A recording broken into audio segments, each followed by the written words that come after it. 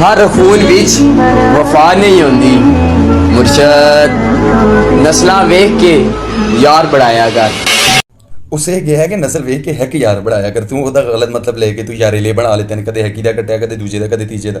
नहीं, तू गलत साइड निकल गई। नहीं, मैं नहीं मानता।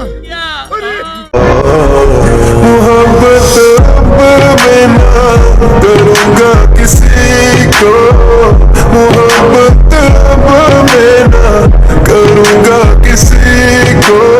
मतलब ये कारनामे ने कि इन्होंने स्कूल वाले या कॉलेज वाले भी मेरा सलाम है, जो करगर्दी वेख के ना इनू प्रॉक्टर भी बढ़ा लेता कि क्योंकि हिलांदी सही है। मतलब यूनिफॉर्म ला के कोई बच्चों की छोड़नी नहीं। तेनू पागल बद लगदा ए चाहत है मेरी, हुण साहां तो वध के मैनू लोड़ है वे तेरी।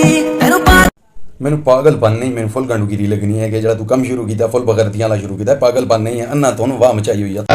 खजाना है सलूतम दिल कमरिया मोरे